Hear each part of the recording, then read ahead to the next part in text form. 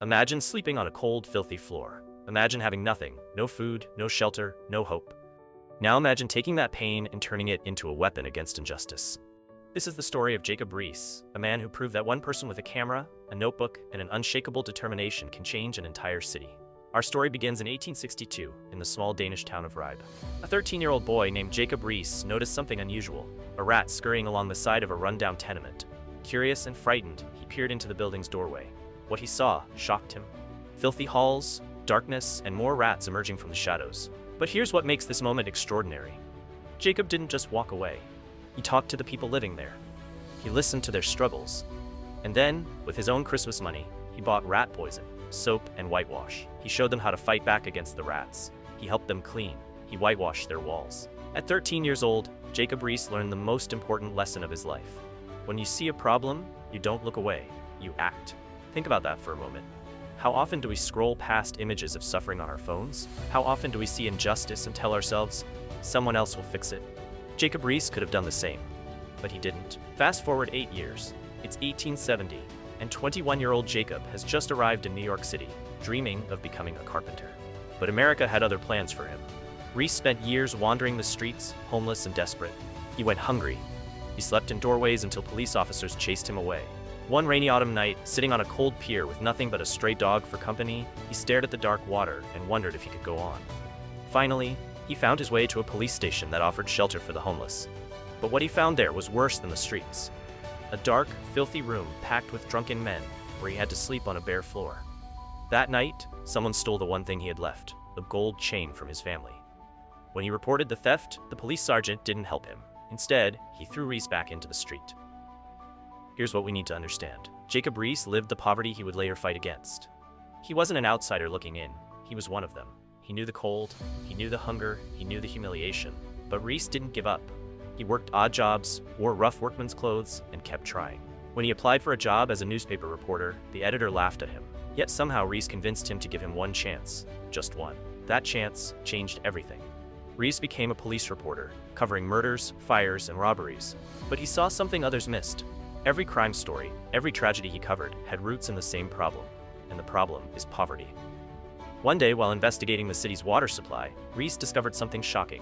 The report mentioned traces of nitrate in the water. When officials refused to explain, Riis didn't accept their silence. He went to the library, researched, and discovered that nitrate meant sewage in the drinking water.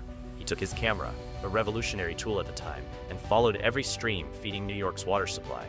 What he photographed horrified the public. Garbage dumped in streams, dogs bathing in drinking water, pollution everywhere. The city spent millions to buy land and protect the water supply. Lives were saved because one man refused to accept no comment as an answer. But Riis was just getting started. He turned his camera toward the slums, and what he captured would shake New York to its core. He photographed families of 7 or 8 people crowded into single rooms. He documented children not older than 10, working in hot, dusty factories instead of going to school. He showed the world broken down tenements where hallways were pitch black and danger lurked at every corner. But Riis didn't just take pictures, he told stories. He wrote about a father, bent and exhausted from endless work, who had to send his little boy to labor in a factory. And Riis wrote something powerful. The crime was ours, not his. Think about that. Riis didn't blame the poor for their poverty. He blamed society for creating the conditions that trapped them. Today, we have the same debates. When we see homelessness, unemployment, or struggling families, where do we place the blame? Jacob Riis understood something crucial. Poverty isn't a personal failure, it's a systemic one. In 1895, Riis gained a powerful ally, Theodore Roosevelt, the new police commissioner. Roosevelt wanted to clean up New York, and he knew Riis could show him how. One night at 2 a.m., Riis took Roosevelt to the very police station where he had been thrown out years earlier. He showed Roosevelt the filthy lodgings where homeless young men were forced to sleep alongside thieves and drunks. "Did they do that to you?" Roosevelt asked, his face red with anger. "I was like this one," Riis said, pointing to a young man sleeping on the floor. Roosevelt struck his fists together. "I will smash them tomorrow," and he did. The police lodgings were closed the next day. Together, Riis and Roosevelt tackled Mulberry Bend, one of the city's worst slums. They photographed the gangs, the crowded tenements, the garbage-filled streets. They showed these images to officials who could no longer ignore the truth. The worst tenements were torn down, a park was built, crime decreased, lives improved. The lesson here is powerful. Change happens when compassion meets power, when storytellers partner with decision-makers, when evidence demands action. By 1900, Riis could proudly say, "New York is a many times cleaner and better city today than it was 10 years ago." Think about what he accomplished. Clean water for millions, parks in neighborhoods that had none, child labor protections, improved housing standards, safe shelters for the homeless, and police accountability. Theodore Roosevelt called him New York's most useful citizen. But Riis always refused political office. Why? Because he knew his power came from being an independent voice, a truth teller, someone who couldn't be bought or silenced. Here's my favorite part of Jacob Riis's story.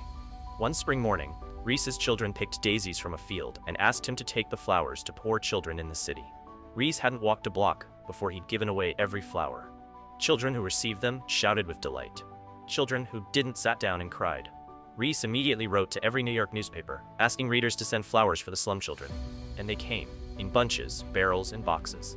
They poured in from country fields and city gardens until express wagons jammed the streets. This is the beautiful truth about humanity. When someone shows us how to help, we want to. We just need someone to light the way. When Jacob Riis died in 1914, Roosevelt wrote that if he had to name someone who came nearest to being the ideal citizen, he would name Jacob Riis.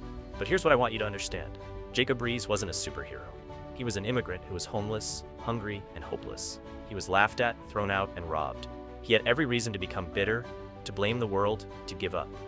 Instead, he chose to remember. He chose to act. He chose to document the truth and demand better. Today, we all carry cameras in our pockets. We all have platforms to share truth. We all have the ability to research, to question, to refuse to accept injustice.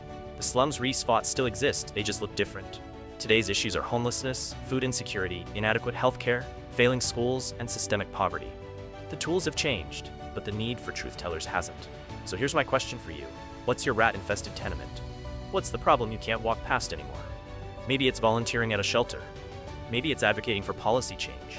Maybe it's using your phone to document injustice and share it. Maybe it's simply refusing to look away when you see someone suffering. Jacob Riis proved that one person, armed with truth, compassion, and persistence, can transform a city. Imagine what we could do together. If this story inspired you, if it challenged you, if it reminded you of your own power to create change, then subscribe to our channel. We're committed to bringing you more stories like this, stories of ordinary people who did extraordinary things, stories that connect history to our present moment, stories that prove change is always possible. Hit that subscribe button, ring the notification bell, and share this with someone who needs to hear that they too can be a force for good in this world. Because the truth Jacob Riis taught us is simple but profound. You don't have to be powerful to make a difference. You just have to care enough to act. Thank you for watching.